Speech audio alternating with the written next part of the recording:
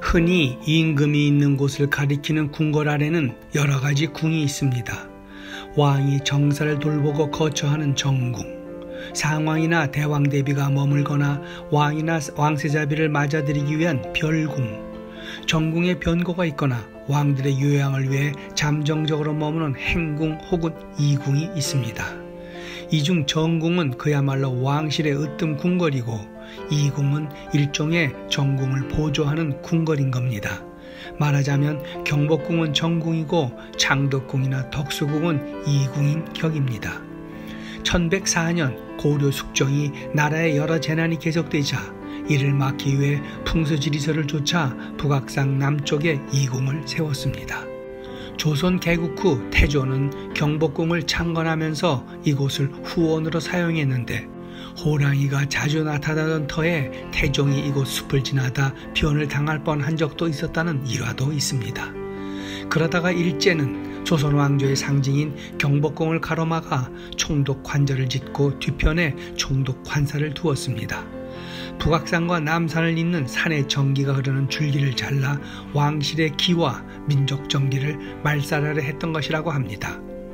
이후 해방이 되자 미 군정사령관 관사로 사용됐다가 1948년 정부 수립 후엔 이승만 대통령이 사용하면서 옛 이름대로 다시 경무대라 불렀고 4.19 혁명 뒤 윤보선 대통령은 관저 지붕의 푸른 기와에서 이름을 따 청와대로 바꿨습니다.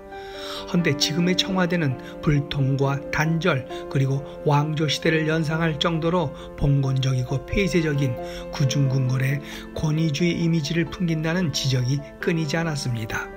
우선 현재의 청와대는 노태우 대통령 때 만들어졌는데 어설픈 양식이라는 비판이 따랐습니다. 한국적으로 하기 위해 목조 흉내를 냈지만 콘크리트 건물에 색을 입히고 그 위에 계량기와를 얹은 족보 없는 건물이란 이유입니다. 해서 당시 건축계에서는 이를 박조 건축이라 부르며 조롱했다고 합니다. 박조 건축은 박정희와 조선시대의 건축을 합친 말입니다.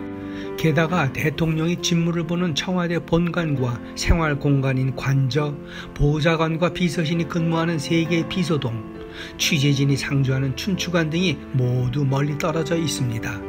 대통령 관저는 본관에서 200m 정도 떨어져 있고 비서동에선 600m이며 비서동은 직선거리가 500m 정도나 되고 비서실장이나 수석비서관이 대통령을 만나기 위해서는 2개의 경비 관문을 통과해야 하는데 15분에서 20분 정도 걸린다고 합니다.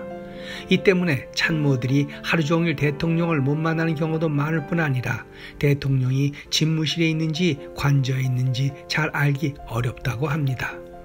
내부는 더 문제가 많다는 지적입니다.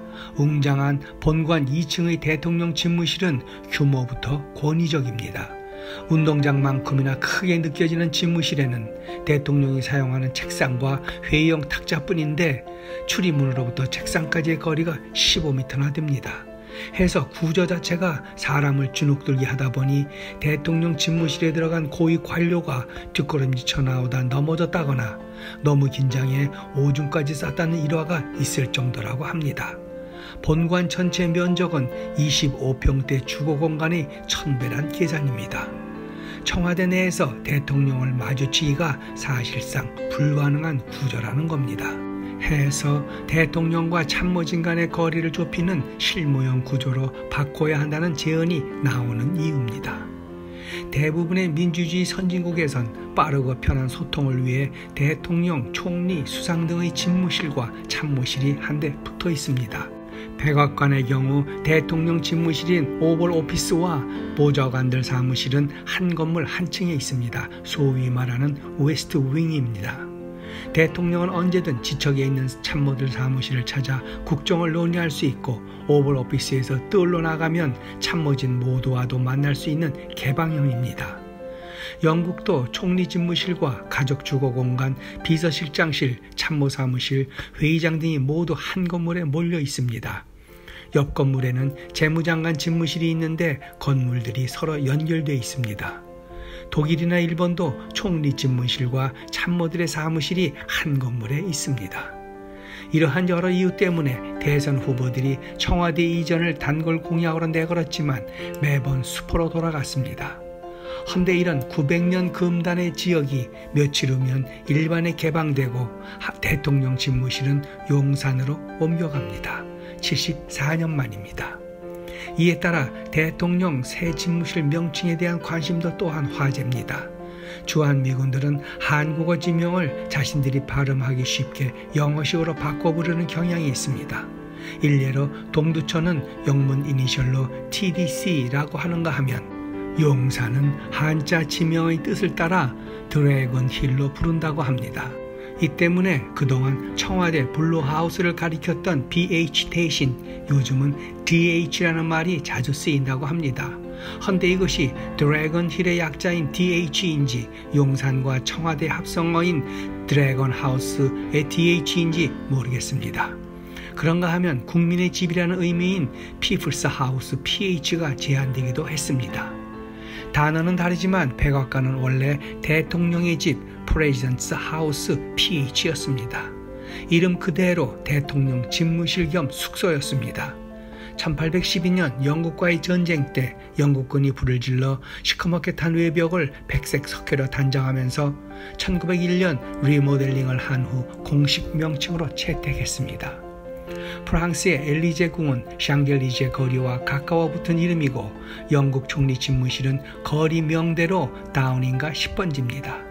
중국 주석의 거주 집무실은 중란하이, 즉 베이징의 큰 호수인 중해와 남해 사이에 위치해 있어서입니다. 러시아 대통령 궁은 높은 성벽, 성체라는 뜻의 크렘린입니다. 북한 김일성의 집무실은 주석궁이었지만 김정일과 김정은은 노동당 1호 청사를 씁니다. 하지만 진짜 집무실은 지하 깊은 곳에 있다고 합니다. 윈스턴 처칠이 사람이 건물을 짓지만 건물은 사람을 만든다고 했습니다. 이는 이제 대통령의 새 집무실도 시대에 걸맞게 권위적이고 비밀스러운 위상보다는 개방적이고 실리적으로 국민의 눈높이와 맞는 민주적 공간 구조로 거듭나야 할 것이며 아울러 국민과 함께하며 국민을 섬기려는 마음에서 나오는 리더십을 일깨우는 말일 겁니다. 오늘의 영상은 여기까지입니다. 고맙습니다.